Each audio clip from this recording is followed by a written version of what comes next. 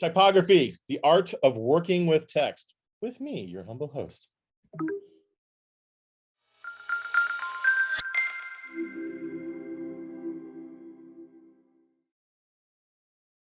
Here's what we're going to cover. Well, these are basically the kind of agenda, the top level items. Stuff like, why should I care?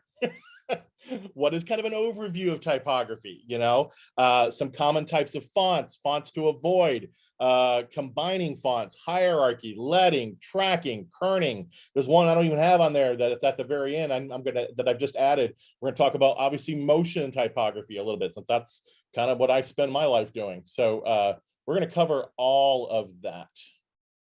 All right, I'm moving my things around so we have enough room here.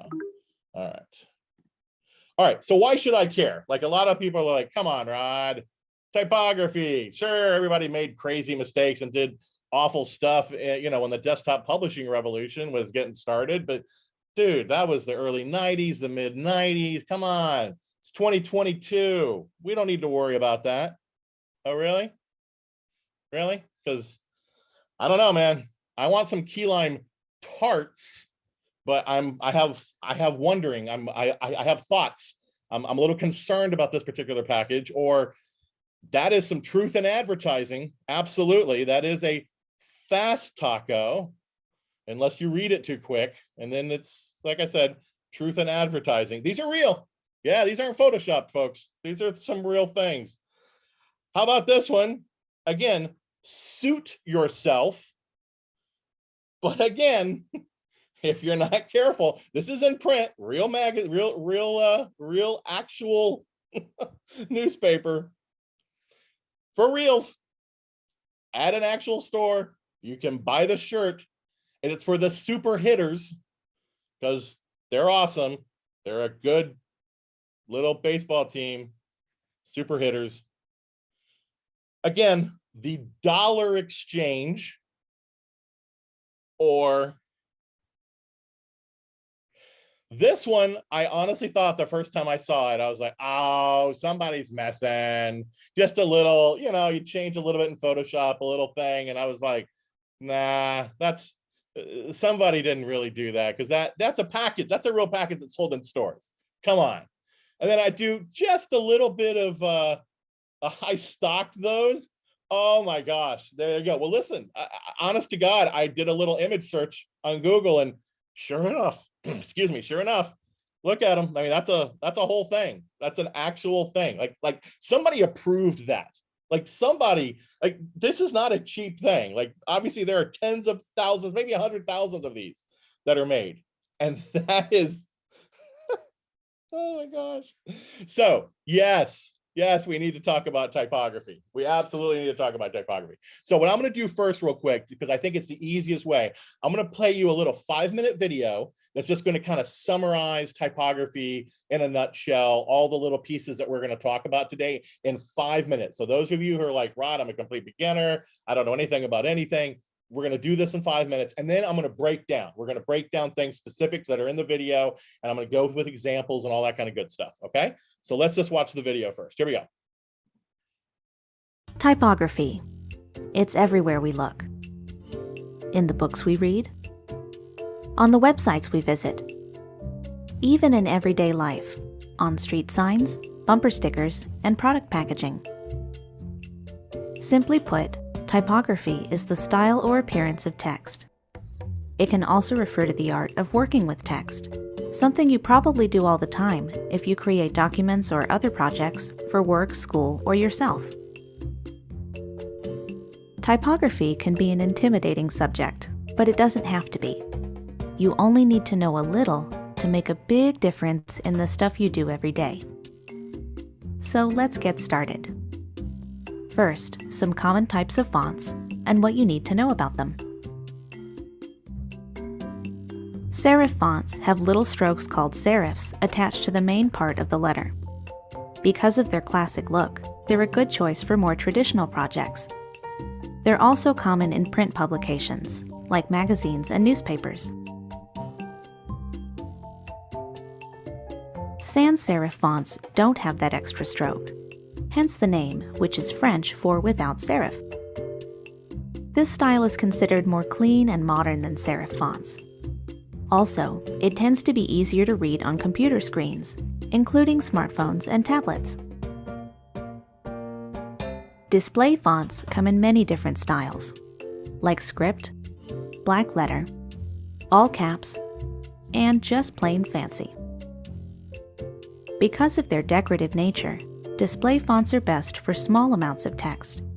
For example, titles and headers, and more graphic-heavy designs. In a way, fonts have their own language. They all have something to say beyond the words on the page. They can come across as casual or neutral, exotic or graphic. That's why it's important to think about your message and pick a font that fits. Some fonts come with extra baggage, like Comic Sans, Curls, Papyrus, and many more. There's nothing particularly wrong with these fonts. They just have a certain reputation for being outdated and overused. If you find yourself tempted by them, think twice and consider using something else. There are many fonts with a similar look and feel that are less likely to detract from your message. When deciding which fonts to use, less is more. It's best to limit yourself to 1 or 2 per project. If you need more contrast, try repeating one of your fonts in a different size, weight, or style. This trick is practically foolproof for creating interesting combinations that work. You've probably heard the saying, opposites attract. Well, the same is true for fonts. Don't be afraid to combine font styles that are different but complementary, like sans serif with serif, short with tall, or decorative with simple. This can be challenging at first, but don't despair. Look to other designs for inspiration, and soon you'll get the hang of it. Maybe you've heard terms like kerning, leading, tracking, and hierarchy. For those with more experience, these concepts are essential for creating professional-looking designs. As a beginner, you don't need to know everything about these terms, just enough to inform your work and help you talk about design with more confidence. Hierarchy is used to guide the reader's eye to whatever is most important. In other words, it shows them where to begin and where to go next, using different levels of emphasis. Establishing hierarchy is simple. Just decide which elements you want the reader to notice first, then make them stand out. High-level items are usually larger, bolder, or different in some way. Remember to keep it simple and stick to just a few complementary styles. Leading is the space between lines of text, also known as line spacing. If you're not sure how much line spacing to use, don't fret. The default is usually fine. The goal is to make your text as comfortable to read as possible. Too much or too little spacing can make things unpleasant for the reader. Tracking is the overall space between characters, sometimes called character spacing. Most programs let you condense or expand this depending on your needs. In some designs, you might adjust your tracking to create a certain artistic effect. It can also help you fix fonts that are poorly spaced to begin with. Kerning is the space between specific characters. Unlike tracking, it varies over the course of the word because each letter fits together differently. Some fonts have what we call bad kerning, making certain letters look improperly spaced. If a font you're using has bad kerning, it's best to cut your losses and choose something else. Well-crafted text can mean the difference between an ordinary project and an extraordinary project, even if you're just getting started with design. All it takes is an interest in typography, and you'll start to notice more, see more, and be able to do more in your own work. We hope you enjoyed learning the basics of typography. Check out the rest of our design topics, including color, images, and composition. And that's what I'm going to do. I'm going to give you a link, because I saw some people saying like, oh my gosh, I love this presentation.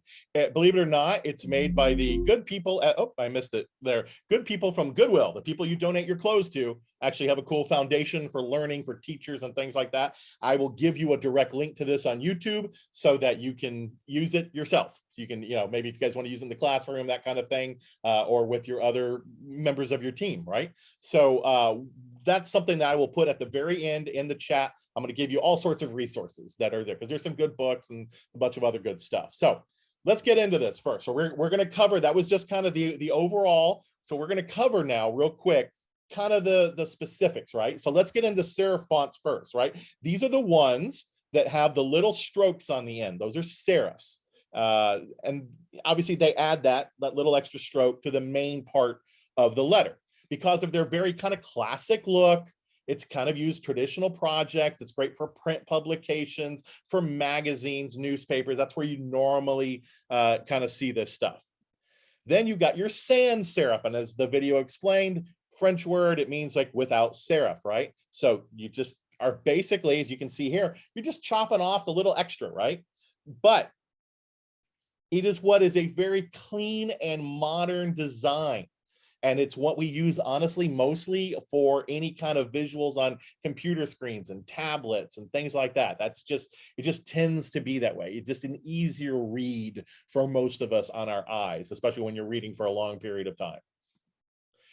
Now, let's get into display fonts. These are the ones where people start getting a little creative, right? And they can be awesome, but it's also usually where this is where things go downhill quick. And I'll give you some examples here in a second, but there's different kinds, right? There's your scripty kinds and your all caps kinds. And you guys know what display fonts are because of their decorative nature. They're great for small amounts of text like headers and any kind of graphics, kind of heavy designs. All right. So now you got to choose a font, right?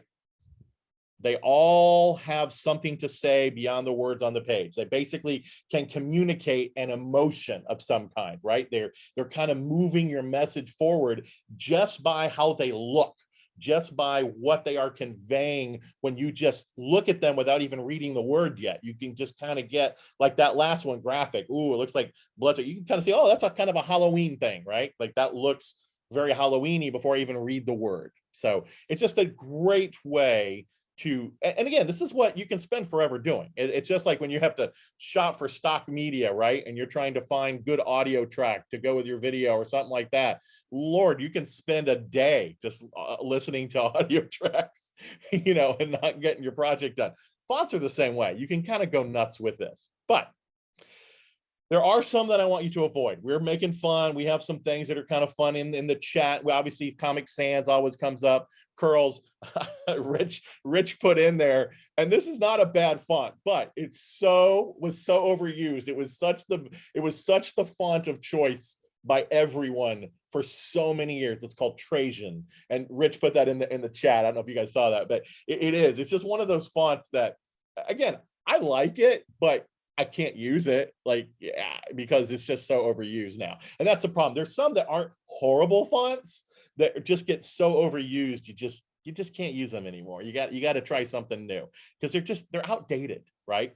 But there are other bad font choices besides the ones that we were just looking at. Just to go back real quick, your Comic Sans, your Curls, your Papyrus, and stuff like that. So there are other ones though. Here are some examples. I love Cow. Now, that's a bad font choice, because when you look at it, it says I love Cow. Now, Coco Chanel would absolutely die. I think she would actually come out of her grave and go smack somebody at the company if she found who did I love Coco, but it looks like I love Cow. Like and listen, this is, again, people are looking at this and approving this, and then they're printing it, and then it's going up on billboards. And it's like, there are certain things I'm going to be showing you in this presentation that you're just going to be like, no, seriously, how did that get by honestly, how did that really? Nobody thought to say anything? All right, but here we go. This is one of those that's classic. This is a great looking thing. Anytime that you have like something on a bauble of some kind, a bracelet, you know, something like that, it's great. The font is great. There's nothing wrong with this font. However, when you have something that can move around, and again, we do this in motion graphics all the time, but in real life, it has the same effect where when something moves around and it flips, I don't know, upside down on your necklace or on your bracelet, you get this. And you go, wait, Adolf? Am I hoping for Adolf? Because that's not the message I really want to communicate here. So something you want to think about there, how something looks, you know, when you look at it a different way. All right. And then this one is just wrong 100 ways to none. I mean, it's just somebody tried to I'm going to get fancy with the first letter. Like, that's what I'm going to do. And I'm going to choose a font for that first letter. But then you don't really look at the first letter. You kind of see the other thing. And then we're going to talk about hierarchy and how that draws your eye. You know, bad. Very, very bad. This would have been fine if they just left the first letter alone and not chosen a different font. Because I want not the other thing. So, all right, let's talk about combining fonts. So first letter is not readable. That's right. When deciding which fonts you use, less is more. It's best to limit yourself to 1 or 2 per project. And even in, well, we'll talk a little bit more about that, but there's so many ways that you can just use the same font and then just change the style or the weight, as we call it. And we'll look at that a little bit. But you want something to just kind of give it that different style, weight, size, but in the same family. You don't really want to mix too many families. And again, having a display or a header different from your body, that's 2 fonts. And that's kind of your limit. Like I'd stick to that as a general rule of thumb. And as you see here with Lato, they just kind of chose 2 different ways, probably either a semi-bold or a regular, and then a light to go with. Opposites attract. Same is kind of true with fonts. You can combine certain font styles that are different but complementary. You can put a serif font with a sans serif font. You can put short with tall. You know, you can do a decorative one with something that's simple. These are easy to do, and they can really make an impact on whatever you happen to be building. These examples right here, regular with italics, doing something that's just a single font, but you change the color up a little bit and it becomes complementary, or all caps with lowercase. Very, very classic style that works really, really well. So these are just some ideas for you guys to kind of put in your head to kind of think about. Now, sometimes you want to combine them with an image. You think, you know what, I'm going to be smart and I'm going to combine my font, my text, and I'm going to do it with an image, and I'm going to do the word arise and shine. But mostly you got to do, what is the eye really seeing when it's just, I don't know, walking by, driving by? And what you're seeing here is that the Christ Apostolic Church is really trying to get you the theme of arse and shine, baby. Let's get in there and get some arse and shine. That's a special, the butt lined up with it, just perfect. There you go, faceplant. Oh, I love the comments. You guys are fun. I'm enjoying you in the chat so much. All right, so yeah, sometimes combining an image, again, these are the things that I just can't understand, that somebody approved it, designer made it, showed it to people, they said, yeah, go with that, went to a printer's, the printer, I have to think at some point made a call and go, you sure? Is this what you want? This is exactly, all right, no, we'll print whatever you send us. That's, yeah, it's a file. We're good, thanks. But goodness gracious. All right.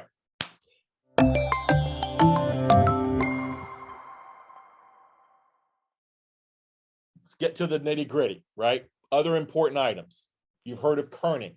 You've heard of leading. You've heard of tracking. You've heard of hierarchy. You may not actually know what each one does or how it actually, that's what we're going to delve into right now to kind of get a little bit more specific, because all of these things, kerning, leading, tracking, hierarchy, make all the difference. These are literally the make or break things. And honestly, if you're a designer, this is the stuff you need to be good at. This is the stuff that you really want to get, like, this is where you separate yourself from an amateur if you want to become a professional and you're a professional designer. This is where you want to, you know, really kind of study up and get some good ideas of some stuff. So hierarchy is used to guide the reader's eye to whatever is most important.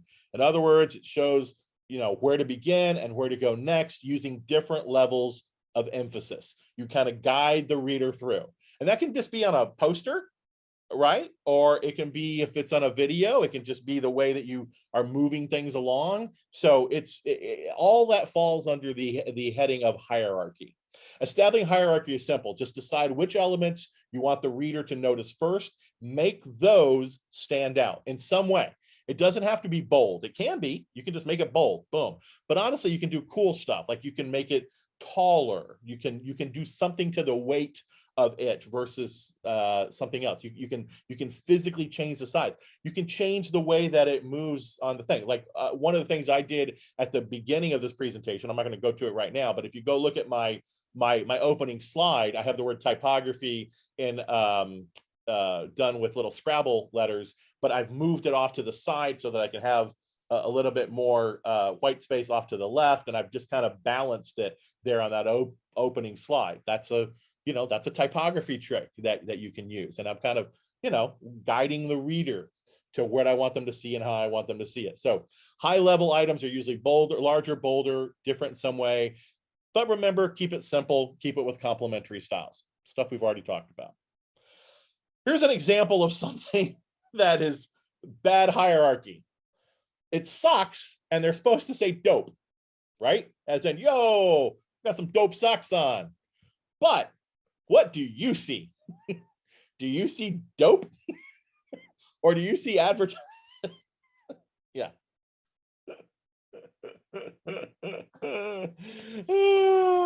All right, some see Pope. That's good. I see pedo, which is anyway, bad. All bad. Everything bad. All right, let's talk about leading. Leading rhymes with wedding is the space between lines of text, and also known as line spacing. And again, this isn't this. I've seen some mistakes here, but they're usually not brutal. It's just the spacing between the thing, and you're just like, well, it'd be easier to read if they had paid more attention to their leading, that spacing between the lines. If you're not sure how much line spacing to use, don't fret. The default is usually fine, not always, but generally. The goal is to make your text as comfortable to read as possible. Too much or too little spacing, as in the example below, can make things unpleasant to the reader. And again, I have seen, I don't know why, cheap children's books and some things that just haven't been lined up. This is a real perfect example. They cram the sentences right on top of each other. Each line is like boom, boom, just kind of stacked, and it's hard to read, especially if you're late at night and you're reading to a child or grandchild. It's like, what is going on here? Who thought of this? All right, tracking. This is where you can actually do some cool design stuff. Tracking is the overall space between characters, also known as character spacing. Most of the programs will allow you to condense or expand. This is a great trick for if you just want to make something kind of look cooler and all you have is one word. It's a longer word, but you've got more space to fill, and you just go ahead and just, you know, pick a nice, again, you can pick a nice thin font, but then space it out really light, and it just kind of, boy, it just looks good. And then if you're like, well, you know what, that thin line is too thin, it's kind of, I'm losing it in the background. All right, then you just change your weight, right? Then you go from, say, like a light to a regular to a semi-bold, and maybe up to a bold in that weight, to just kind of find like, oh yeah, but that looks good. I love the spacing. I love the tracking between there. In some designs, you might adjust your tracking to create a more artistic effect. It can help you fix fonts that are poorly spaced to begin with.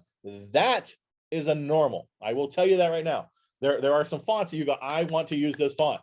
But then you look at it and you go, somebody didn't spend time really doing the tracking correctly on here. It's just not right. And honestly, just respacing it out makes all the difference in the world. And listen, all of these features, yes, you're going to find them in InDesign, you're going to find them in Illustrator, you're going to find them in Photoshop. But hey, all this stuff, that character palette that does all this kind of stuff is, I mean, you're going to find that in Premiere Pro. You're going to find that in After Effects. I mean, you're going to find that in all different apps. You're going to find it in your web apps. You're going to, I mean, across the board, everything nowadays has all of these features. So you can adjust everything, whether it's for print, for the web, for motion. This is everywhere. I just want to make sure everybody's clear on that. But by the way, look at how annual report down there is spaced out, right? It's a thin font and it's just spaced out a little extra, has a nice little line up above it, and it just looks clean. It's just a beautifully clean look to that. Kerning. Now this is where, and I've definitely got some examples for you.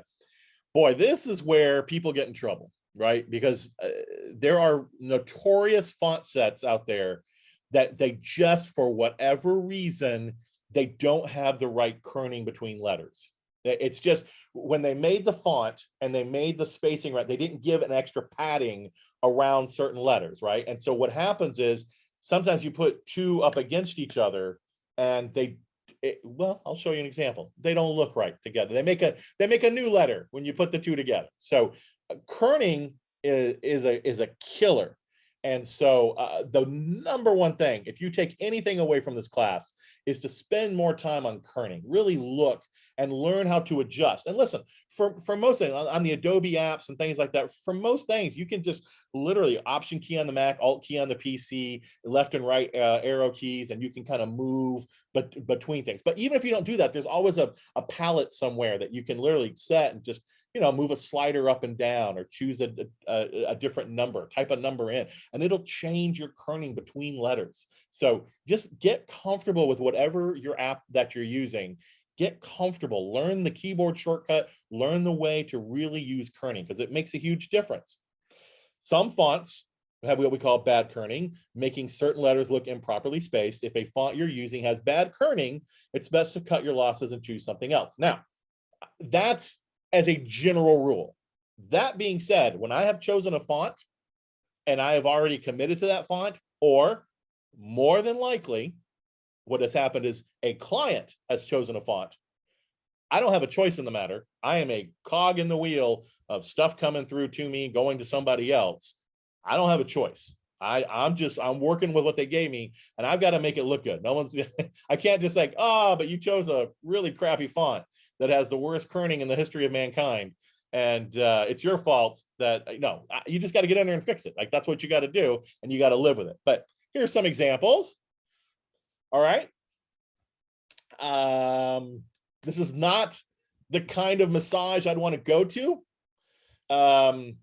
This is not, it's a sign is supposed to make you want to come in and actually get a massage. And I do not want to get that from this person.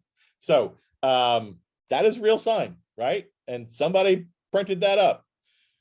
These next two, and I apologize, we're all adults here, so I'm just gonna show them to you, but there are a lot of times when you put a C and an L together, C and L's are bad. And you're gonna say, Rod, that's somebody on that's just a photo of, you know, it's at the angle you took it, like that's not a real thing, like, because that's Esurance, they would know better, they're a big company. Oh, really? Because there are C and L's everywhere that you look. And here the click lovers, computer specialists, want you to know that they're there to help you with your computer.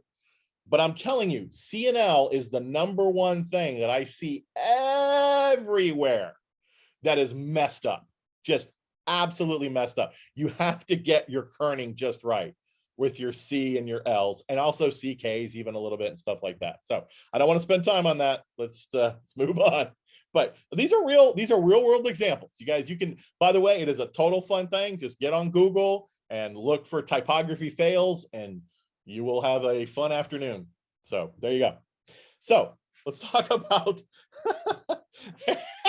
I am not going to read any of the chat right now, but it's awesome. Putting it all together, well-crafted text can mean the difference between something ordinary and something extraordinary. And that's the key, right? It's not like typography, like it'll still work, right? It'll have some fails, but it'll still work. But you know what? Good typography is extraordinary. It stands out. It actually sells products. It draws people to buy something if that's your need, or it draws people to engage with something And that is the difference. So a lot of times people are like, well, it's typography, man. It's just, I mean, it's a type, I can read it, it gets it done. Yeah, but it's the difference between ordinary and extraordinary if you spend that extra bit of time on typography. So all it takes is an interest in typography. And obviously, once you start, I've given you some ideas now. I've shown you some letters, and you're going to start looking now, and you're going to start seeing signs that you've never seen before, and go, ooh, wow, yeah, man, that's not right. That's not good. All right, but we've been talking about print stuff, right? So let's get a little more into, what about motion? Right? Let's get into motion. This is where I, earn my keep, right? This is where I'm spending most of my time, is in motion typography. I haven't done I'd say in 10 years, I can probably in 10 years. Is that right? Yeah, in the last 10 years, I can probably on one hand name all of the actual print jobs that I've done anything even remotely with. Like, meaning what I'm saying is, the last decade I've probably done less than 5. Like actual things, like like a annual report, or some tech workbook, or something. Like literally everything is for the screen, right? That's generally my world. So what I'm going to show you next is, I'm going to kind of show you some stuff that I'm just going to give you a couple quick videos to kind of show how you want to plan your type. I'm going to play 2 quick, they're both 30-second little videos, but then we're going to go back and forth, and I'm going to kind of scrub through them and kind of show you some pieces here in motion typography. This was for a launch. Walmart was launching their brand new Hart line, H-A-R-T line of power tools. And this happened right at the beginning. Like, we were working on this in 2019, the end of 2019. So it literally all launched and hit right during the beginning of the pandemic. Was a huge success for Walmart all over the world to have these tools and this kind of thing. And I'm the guy making a lot of the videos that are for power tools and things to wash your car and lawn and garden and all that kind of stuff. And so these are just like, if you go to the website, you can go see some of the videos I've worked on. You can literally go find them right on Walmart's website.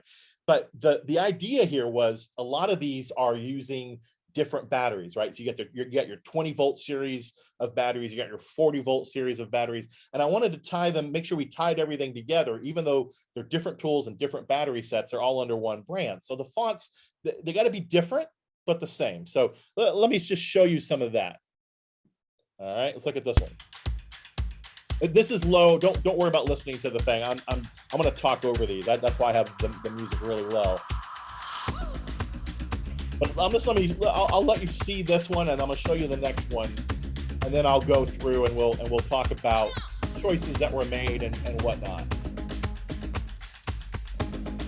You can kind of see how we're doing that bold and that thin, and you're seeing what we're using with the serif fonts, and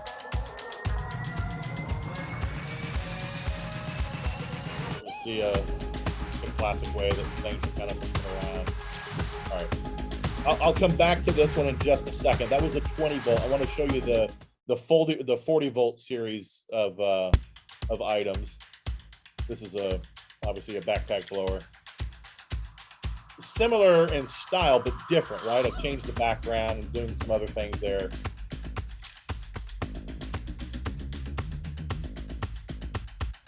Here, notice that there's an outline. So it's a similar font, it's actually the same font, but we've outlined, we put a stroke on it, as it's known. So we've kind of stroked some of the things just to make it stand out, look a little different for the 40-volt series than for the 20-volt series.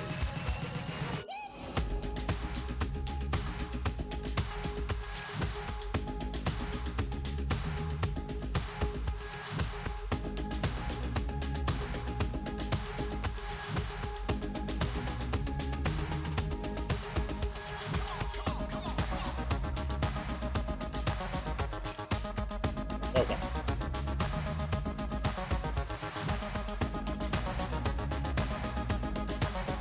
I'll start with this one first, and then move back. All right. So then we'll go back to the 20s, but so there's a lot happening here, because again, you want to keep it interesting. In this case, in the motion, I'm having, instead of text flying in or off the screen, I'm having the text come in from in and of itself, from a point, from an infinity point in the middle of the screen. It's just kind of growing out from itself there in the middle. But we're not worried so much about motion. This class isn't about that. That's for another class. Here we're just kind of talking about the typography. And so I want you to see that while we have that kind of heavier weighted stuff up top, right, the main thing to draw your eyes, and this gradient was kind of a theme that they wanted throughout all of the graphics for all the tools and everything else, right? And again, in the 40 volt, we stroked it a little bit on the outside, but you've got that weighted gradient up top, and then you've got all caps, but you've got a much thinner lined font right underneath. But and again, the same thing, stroke, all the things that you really want people to kind of, pull out. And by the way, that's a big deal. Like the idea was, they're called features, right? And they really want certain things to really stand out. Power, runtime, longer motor. It wasn't motor that they wanted to emphasize. It's the longer. Like it was very, very, trust me, there's a lot of people who make a lot of money doing all sorts of, advertising agency and marketing stuff. And they're very specific about those kind of things. But what I'm trying to show you is fat up top, thin down below. But notice how you'll flip it when you get here. Notice how it's thin up top, fat down below for power of gas, quiet operation, instant easy starting. It's just, you kind of flip it. You kind of figure it's just, again, these are just little design tricks that you can do. Let me go to the previous video. This is the 20 volt, much simpler, right? So it doesn't have the background that goes into this dark gradient or anything else. And it's a much simpler. There is no here, there is no stroke or anything around any of the fonts. Everything is caps. So everything is caps. There is no lowercase anywhere, but the same thing, right? Fat gradient on top and a thin weight below it. Same kind of idea, but it's different, right? It's the same, but different, looking. This is always fun. These kind of things right here. Again, the fat is the one battery to rule them all, right? It's kind of like Lord of the Rings. It's the one battery powers all the Hart 20 volt tools. You got one battery, and again, that's a big selling point for a lot of people, right? They don't want to buy all sorts of different battery packs and different things. They want to get one-to-one type of tool set and be able to use it for everything, right? Their workshop, their yard, the garage, inside their homes, all that kind of good stuff. So that's what goes into all these. This is just kind of a general idea of all the stuff that kind of goes into these motion graphics pieces. Now, I see I've got some questions. Let me do a couple things real quick, and I'm going to get to all your questions. Let me go over some resources, and I'm actually going to jump out of my well, let me show you where you can contact me. LinkedIn is a great way. Honestly, I use LinkedIn more and more now. So just feel free to add me on LinkedIn. I will absolutely, friend you and all that kind of good stuff. So go ahead and connect with me on LinkedIn. If you're a Twitter person, you want to send me a tweet or something, absolutely. I'm on Twitter as well. So feel free to do that. Much better. Thinking with Type is a good book out there. And there's like a companion piece on that. Adobe has this really great introduction to typography. It's part of Creative Cloud and stuff, and it's got some interviews. And then honestly, that whole world expands out. Adobe has a lot of stuff on their YouTube channel, on the Creative Cloud channel, everything else. So go check that out.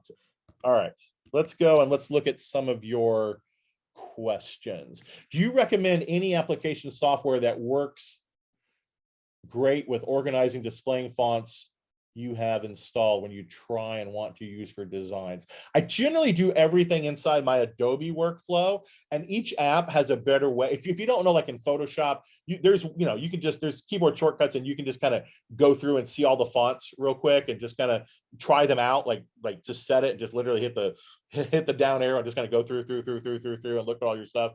Bridge is used by a lot of people sometimes for some different stuff. On the Mac, there's a font book that'll let you quickly go through that, and that's built into your Mac operating system. I don't know what Windows has. I apologize. I don't remember that. Were those blowers created in Cinema 4D? Those are Cinema 4D. I have a team. I used to do more 3D. Nowadays, I kind of concentrate on the, if you will, the Photoshop and After Effects side. And then I have a couple of guys, part of my team, that we do Cinema 4D stuff. And the stuff for Walmart, just to let you know, so just having it's literally, we're just getting wireframes. Like we're getting stuff straight from engineering. So just getting wireframes. And from that, we've got to build up everything, all textures and all the whole thing. It's a whole big process for something big like that. I mean, that's a whole kind of concept to completion thing. And but no, that was Cinema 4D embedded in an After Effects project. So the text was all After Effects in and around that. Are there additional rules for typography when it comes to designing logos? Excellent question. So the answer, you're following the same thing, but with logos, you get to play with the kerning and the tracking and all that a little bit more. So you are going to find with logos that you're actually making things, I don't want to say, you're being more artistic with it, right? So you're going to actually, instead of making, you're not worried as much about this is the most readable. Now, you don't want to do a bad logo. Again, you don't want to put any CNLs together ever. So because it becomes a D, right? It just becomes a D no matter what the other letters are that follows it. A C and an L together become a D. And there's a lot of letters like that you can kind of look at. Man, if I put that together with that, it becomes this kind of a thing. So you got to watch your kerning, but you have more freedom with a logo. And again, with a logo, it's the type a lot of times is being like, again, a lot of type is put around in a circle, right? So you kind of read it in the round, if you will, sometimes, or something like that. But no, you have a lot more freedom. So I don't want to say there's a rule other than, you know, it's still got to be readable, and it's got to not be, it's got to not look like a mistake. That's the ultimate rule to something like that. Do you rely on templates like Motion VFX? I want to expand from just relying on templates. There's nothing wrong with, I mean, templates just make the world easier and things are easier, but you're right. There's so many, if you're just going to, you know, to any of the places that sell stock templates, and you find what the most popular one is, and people are just using that one over and over again, and people then recognize it, obviously that's something that you want to avoid, right? Just with anything. But most of the time you can start with templates. I let clients go pick out templates because a lot of times they change their minds.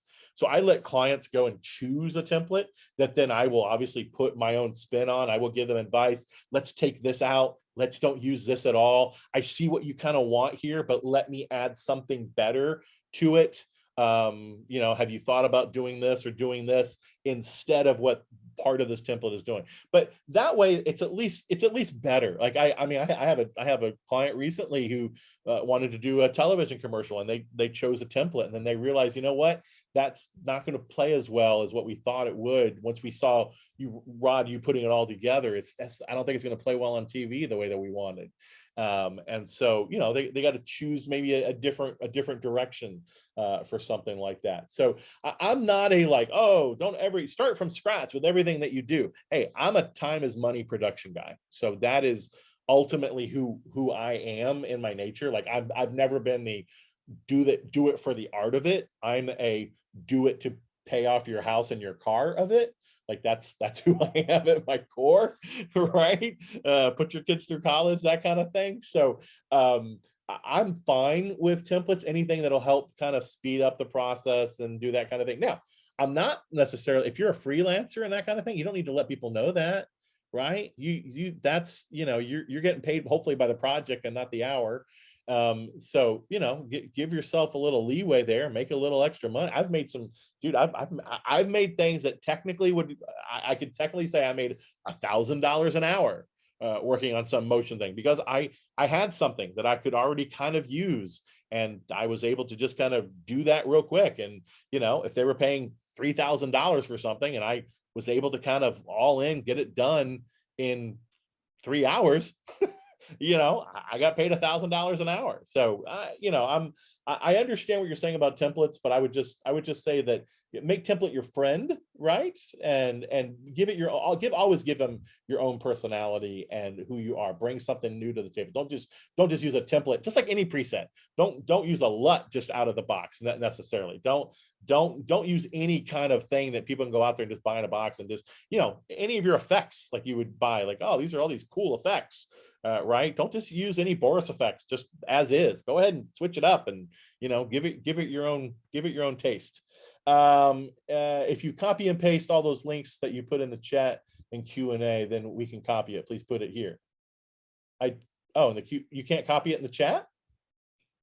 All right. Wait, I don't know. Can I actually put something? Let me know if for some reason you can't copy and paste it out. You ought to be able just to highlight it and copy it in the chat. I can do that, June. Let me know if you're really having trouble with that, because you should be able just to copy and paste that right out of the chat. In the Q&A, I don't even see that I can. I can't actually put something in the Q&A. I don't think here. For a magazine that is produced in both print and digitally, would it be better to use serif or sans serif font? The answer is both. I mean, honestly, it's whatever works. If you have to default to anything, go serif. That's kind of your well, no, I don't want to say that, because I can make the case for sans serif. It's both. It's both, Eric. I don't think that there's, I wouldn't choose one or the other. It's whatever looks right. Because again, for a headline font, you can have, one is a headline and one is a subhead, kind of thing. So yeah, go both. It's whatever works good. I think it's a Zoom issue. You can't copy and paste from the chat at all from any sessions. You just have to click on the link and it opens in a browser. Interesting.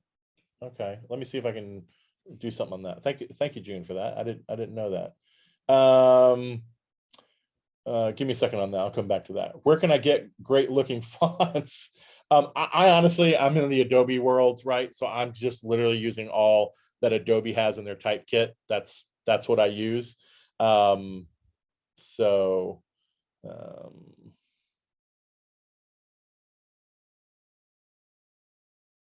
But there also, I mean, there's a ton of font foundries out there and a ton of other font.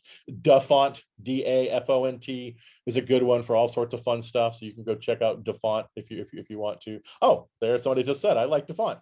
Yep, that's me too. So that's a good one. Do you recommend a specific font creating software? I did used to create individual fonts for my clients back in the 90s. That was a long time ago. And there was literally a font creation software. And it was like, I mean, again, I'm talking about like in the 90s, and it was like $600 to $800. I can't remember how much it was. It was expensive, but I created like literally their own signature font that they would use in their workplace for their company and stuff. And I used to do that. Nowadays, no, I haven't done anything like that literally in 2 decades. So I mean, it's been a long time. So in logos, you're pushing the boundaries more. Yes, you are absolutely pushing the boundaries more in logos. How much should you be concerned for staying in title safe area for video posting online? Great question. Obviously for video. So here's 2 things to that thing. Generally, people are like, well, man, if you're posting online, I can go edge to edge. I can do the whole thing. I can't tell you how many videos I watch on my big 80-inch screen that I have in my living room, because I like to, sure, I want to watch them on my phone. Sure, I may watch them on my laptop, but there's a bunch of times I just want to sit back and there's I want to see all the new reviews of let's say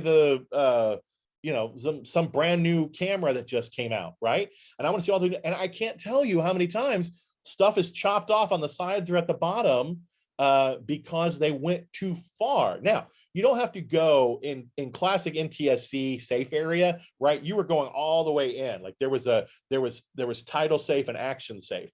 You can easily take the titles down to action safe and still be super comfortable. It's not like, again, what it was back in standard definition days. All right, especially going online. So you can go out a little bit more, but honestly, there are too many really rich YouTubers who do not understand that at all, and their stuff looks horrible on television, on even nice flat screen, high-end televisions. They look horrible. So that's all I would say to you, is that you don't have to go with the, if you will, the 25-year-old NTSC standard, action safe, title safe for online like you used to. But at least stay within action safe. I would say that's kind of my general rule of thumb for that kind of stuff. Hey Rod, Yes. just really quick, we are at 1:52. I just want to remind everyone that the next session is going to start in a couple minutes. When you do leave, if you could please just do the end session survey just to help us out a little bit. It's just gonna be a couple questions. And I would absolutely let me know. Actually, let the folks that are putting on the conference know, is this a class that you like? Like I said, I haven't gotten to do one of these in like 20 years. So is this helpful? Was this good? I mean, put all that in there. Like, wow, I really liked it. I want, I'd like also another class on this, and then maybe that, or whatever your ideas are there. But definitely let them know if this actually was helpful to you, and if I covered all the things that you needed to cover. We're out of time, but let me hit just a couple more on there. I see someone figure. I like to pair a sans serif with a serif font above and below. No, you are absolutely. That's fine. I even showed good examples of that. So no, Brian, absolutely, that's wonderful.